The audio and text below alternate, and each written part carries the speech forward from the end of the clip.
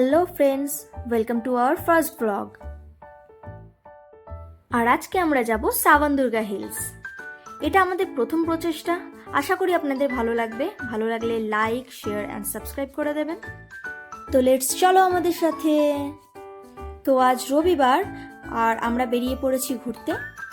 আর গতকাল রাতে আমরা দুজনেই ভাবছিলাম যে কোথাও দিয়ে ঘুরে আসা যাক, কারণ অনেক দিন হয়েছে আমরা কোথাও ঘুরতে যাইনি। তো আমাদের হাতে ছিল দুটো অপশন, একটা ছিল সাওয়ানদুর্গা হিলস আর একটা ছিল কোলার। বাট অনেক তর্ক বিতর্কের পর আমি ডিসাইড করলাম যে আমরা সাওয়ানদুর্গা হিলসে যাব, কারণ সেটা একটু বাড়ির কাছাকাছিও হবে। আর ওয়াইফের ডিসিশনই হলো ফাইনাল ডিসিশন। ওকে, अच्छा ठीक है, समझ गया। হা হা হা, ভেরি ফানি। আমরা ব্যাঙ্গালোরে যেখানে থাকি সেখান থেকে সাওয়ানদুর্গা হিলসের দূরত্ব অলমোস্ট 60 কিলোমিটার। যাওয়ার তো অনেক রাস্তাই আছে, বাট আমরা সাউথ ব্যাঙ্গালোরে থাকি, তো যাওয়ার জন্য সবচেয়ে কাছে হলো নাইস রোড। তো আমরা সেই রাস্তা ধরেই আজ আমাদের গন্তব্যে পৌঁছাবো। তো নাইস রোড দিয়ে যাওয়ার জন্য টোল ট্যাক্স দিতে হয়, সেটা আপনারা 2 হুইলার্স নিয়ে যান অথবা 4 হুইলার্স নিয়ে যান। আর 2 হুইলার্সে আপনাদের মাত্র 35 টাকাই লাগবে সাওয়ানদুর্গার দূরত্ব অনুযায়ী। হ্যাঁ, দেওয়ার পর স্লিপটা সঙ্গে রাখবেন, কারণ রোড থেকে বেরোনোর সময় আপনাদের সেই স্লিপটা দেখাতে হয়। বাট নাইস রোড খুব সুন্দরই একটা হাইওয়ে। রাস্তাতে তো বাইক চালাতে আমার ভীষণ ভালো লেগেছিল, আশা করি আপনাদেরও ভালো লাগবে। খুবই দুর্দান্ত। এই নাইস রোডের নাম শুধু শুধু নাইস রাখা হয়নি, কারণ রাস্তাটা ভীষণ সুন্দর আর স্মুথ। যাওয়ার সময় খুবই সুন্দর লাগবে, আপনাদের ভালো ফিল হবে। ভিউ তো আপনারা দেখতেই পাচ্ছেন। নাইস রোডের সুন্দর মনোরম দৃশ্য দেখতে দেখতে তো আমরা যাচ্ছিলামই, বাট হঠাৎ করে টায়ার থেকে হাওয়া বেরোনোর একটা আওয়াজ পাই। তো আমরা সাইডে এক জায়গায় দাঁড়িয়ে পড়ি গিয়ে।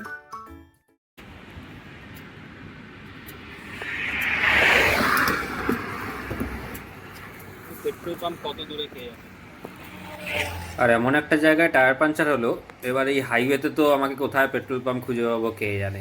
কিছুদিন আগেই টায়ার চেঞ্জ করেছিলাম।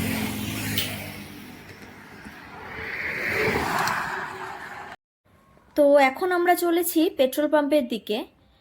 অলমোস্ট 7 মিনিটের দূরত্বেই একটা পেট্রোল পাম্প আছে, বাট এই মুহূর্তে না নাইস রোডটা নাইস বলে মনে হচ্ছে না। আমরা দুজনই ভীষণ টেনশনে রয়েছি যে টায়ার ড্যামেজ না হয়ে যায় আর আমাদের জার্নি এখানেই শেষ না হয়ে যায়। তো পেট্রোল পাম্পের কাছে আমরা একটা পাংচার শপ পেয়ে গেছি। আপাতত এখানে এসেছি আমরা।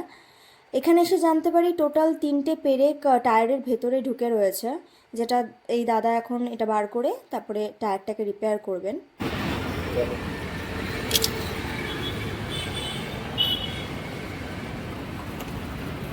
नहीं है ना, ये थोड़ा काट दो ना। नहीं वो कटो का वो पर्चा दे जाओ हो जाएगा रनिंग में है वो उठ जाए। আচ্ছা, ও একা একা ভেঙে গেল। श्योर ना और नहीं है। এই পাংচার রিপেয়ার করাতে টোটাল 200 টাকা আমাদের খরচা হয়েছে। তাড়াতাড়ি পেমেন্ট করে দিয়ে আমরা সেখান থেকে বেরিয়ে পড়ি, কারণ এমনিতেই লেটে বেরিয়েছিলাম আর এইসবের চক্করে আরও লেট হয়ে গেছিলো। এই হাইওয়ে ধরে যদি কেউ কোথাও যান তাহলে খুবই সতর্কভাবে একটু বাইক বা গাড়ি চালাবেন, কারণ কিছু লোক হয়তো রাস্তার পাশে জেনে শুনেই বা ইচ্ছা করেই হয়তো পেরেক ফেলে রাখে। কারণ এত সুন্দর পরিষ্কার পরিচ্ছন্ন হাইওয়ের মধ্যে এতগুলো পেরেক আসা পসিবল নয়। তো যাই হোক, যা হওয়ার তা তো হবেই, থেমে থাকলে হবে না। তো চলুন যাওয়া যাক।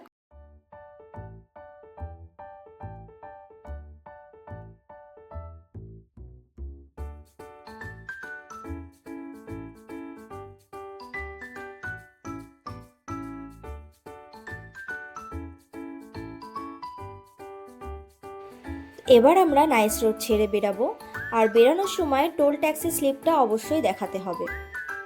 নাইস রোড থেকে বেরানোর পর দুটো রাস্তা আসে, যেটা লেফট সাইডে আপনারা দেখতে পাচ্ছেন। সেটা দিয়ে আপনারা যদি 4 হুইলার নিয়ে আসেন তাহলে যেতে পারবেন, আর না হলে আমাদের মতন যদি বাইক নিয়ে আসেন তাহলে আপনাদের লোকালিটির ভেতর থেকেই যেতে হবে, কারণ নতুন মাইসোর রোডে আপাতত 2 হুইলার অ্যালাউড নয়। তো আমরা এখন এই রাস্তা দিয়ে যাব। এই মুহূর্তে আমরা চলেছি মাঞ্চানাভেলি রোড দিয়ে। রাস্তাটা বেশ ভালো, খুবই সুন্দর, দুধারে সবুজে ঘেরা, আর তার মাঝে সরু রাস্তা দিয়ে আমরা এখন গন্তব্যের দিকে এগোচ্ছি। পাকা রাস্তা ছেড়ে আমরা চলে এসেছি কাঁচা মাটির রাস্তায়, কারণ সাওয়ানদুর্গা হিলস যাওয়ার পথে 2 থেকে 3টে গ্রামের ভেতর থেকেই আপনাদের যেতে হবে। আর টু হুইলার নিয়ে আসলে এটাই একটি মাত্র রাস্তা যেখান থেকে আপনারা যেতে পারবেন। এটা তো মানতেই হবে যে গ্রামীণ পরিবেশ ভীষণ শান্ত হয় আর গ্রামের জল ও বায়ু ভীষণই বিশুদ্ধ হয়। আপনারাও যাওয়ার পথে এই শান্ত পরিবেশ অনুভব করতে পারবেন। তো যেতে যেতে আমরা ছোট একটা নদী দেখতে পেলাম। এই নদীটা এখানে আরকাবাতি নামে জানা যায়। যেমন গ্রামের নদী হয় ছোটোখাটো, এই নদী হয়তো এই গ্রামকে জীবন দেয়। বাট হ্যাঁ, রাস্তায় যেতে যেতে রাস্তাটা খুবই মানে এবড়ো খেবড়ো, মানে যেমন কাঁচা রাস্তা হয় গ্রামের। আমরা টু হুইলার নিয়ে যাচ্ছিলাম তো কোনো রকমে কাটিয়ে কুটিয়ে যাচ্ছিলাম। বাট যদি কেউ ভুল করে ফোর হুইলার নিয়ে এই রাস্তায় চলে আসে তাহলে তার এখানে চালানো তো একটুখানি মুশকিল হবেই। বাট দেখা যাক আগে কি হয়। ভালোই হলো, যেতে যেতে একটা নদী পেয়ে গেলাম, কারণ ব্যাঙ্গালোরে তো কোনো নদী নেই, যার জন্য হয়তো জলের সমস্যা দেখা যায় এত। ওই দূরে দেখা যাচ্ছে সাওয়ানদুর্গা হিলস। আমরা বেশ অনেকটাই কাছে চলে আসলেও এখনো 30 থেকে 40 মিনিটের পথ যাওয়া বাকি। এই দুধারে যে ঘন জঙ্গল আপনারা দেখতে পাচ্ছেন, এই পুরোটাই হলো মাঞ্চানেভেলি রিজার্ভ ফরেস্ট এরিয়া। যাওয়ার পথে রাস্তার দুধারে আমাদের কয়েকটা অ্যানিম্যাল ক্রসিংয়ের বোর্ডও চোখে পড়ল। এতে বোঝা গেল যে এই জঙ্গল থেকে মাঝে মাঝেই বাঘ, ভাল্লুক অথবা হাতি ইত্যাদি প্রকারের বন্য প্রাণী বেরিয়ে আসে। একটু ভয় তো করছিলই, বাট কোনো অ্যানিমেলই আমাদের চোখে পড়েনি। বুঝলাম যে খুব লাকি অথবা আনলাকি হলেই তাদের দেখা পাওয়া যাবে। সাওয়ানদুর্গা হিলস হলো এশিয়ার সবচেয়ে বড় মনোলিথিক রক, অর্থাৎ পুরো পাহাড়টাই একটি সিঙ্গেল পাথরে নির্মিত। এর উচ্চতা অলমোস্ট 4000 ফিট। কর্ণাটকের রামনগর ডিস্ট্রিক্টে এটি অবস্থিত। দুটি পাহাড় সম্মিলিত হয়ে বেসিক্যালি এই সাওয়ানদুর্গা হিল তৈরি, যেগুলির লোকাল নাম হলো কারিগুড়া অর্থাৎ ব্ল্যাক হিল এবং বিলিগুড়া অর্থাৎ হোয়াইট হিল। 1971-এ যখন থার্ড অ্যাংলো মাইসোর ওয়ার হয়, তখন টিপু সুলতানের সৈন্যদের পরাস্ত করে লর্ড কর্নওয়ালিস এই অবস্থানটি দখল করেছিল। এই পাহাড়ের ট্রেকিং খুব বেশি ডিফিকাল্ট তো নয়, বাট এখন বর্ষাকাল, তো দেখা যাক কি হয়। তো ফাইনালি আমরা পৌঁছে গেছি সাওয়ানদুর্গাতে। পাহাড়ের ফুট হিলসে আমরা দাঁড়িয়ে আছি এখন। এখান থেকে ট্রেকিংয়ের স্টার্টিং পয়েন্ট 10 থেকে 15 মিনিটের দূরত্বেই। বাট এতটা লম্বা সময়ের বাইক জার্নির পর আমরা দুজনেই একটু টায়ার্ড হয়ে গিয়েছিলাম, তাই ভাবলাম এই সুন্দর ভিউটার সামনে দাঁড়িয়ে কোমরটা একটু সোজা করে নিই। আর এই ভিউটার সাথে ফটো না তুললে তো আমার রাতে ঘুমিয়ে আসবে না।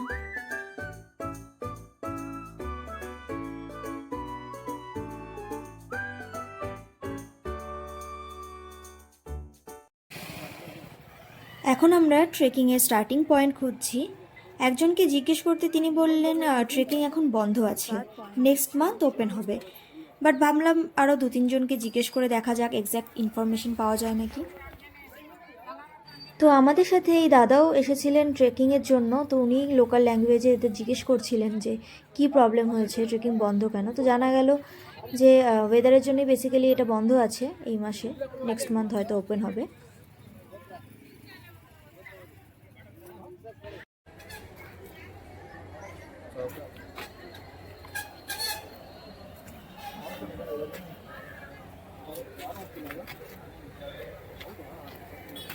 Close this. Yeah.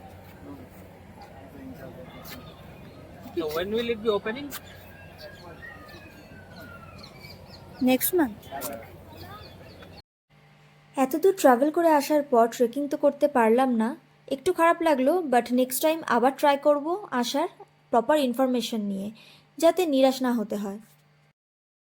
ট্রেকিং তো আমরা করতে পারলাম না, তাই ভাবলাম কোনো এক ভালো রেস্তোরাঁয় গিয়ে পেট পুজো করা যাক, কারণ আমাদের দুজনেরই খুব বেশি খিদে পেয়ে গিয়েছিল। তাই এখন আমরা এসেছি 7 হিলস নামক একটি রেস্টুরেন্টে। অ্যাম্বিয়েন্সটা তো বেশ ভালোই লাগছে, দেখা যাক খাবার দাবার কেমন।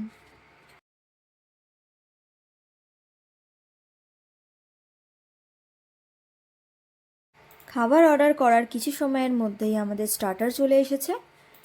স্টার্টারে ছিল রেশমি কাবাব আর তার সাথে গ্রিন চাটনি।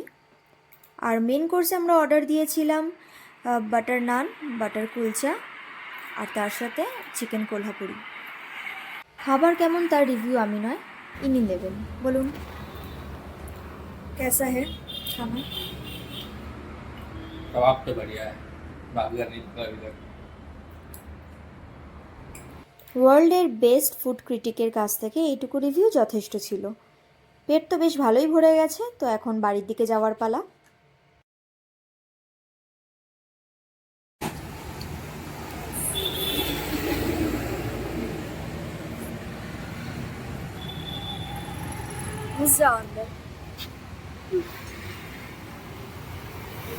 कैसा टेस्ट है?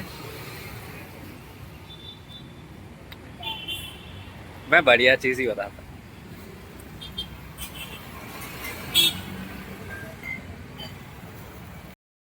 তো বাড়ি যাওয়ার আগে আমরা পেট ঠান্ডা করে নিলাম একটুখানি জুস খেয়ে। আজকের দিন আর ওয়েদার দুটোই ভালো ছিল, বাট দুর্ভাগ্যবশত আমরা ট্রেকিং করতে পারলাম না। বাট কোনো ব্যাপার না, নেক্সট টাইম আবার যাব, গিয়ে সেখানে ট্রেকিং করে এক্সপিরিয়েন্স আপনাদের সাথে নিশ্চয়ই শেয়ার করব। তো আজকের ঘোরাঘুরি এই পর্যন্তই, দেখা হচ্ছে নেক্সট ব্লগে। ততক্ষণ স্টে বিউটিফুল, বাই।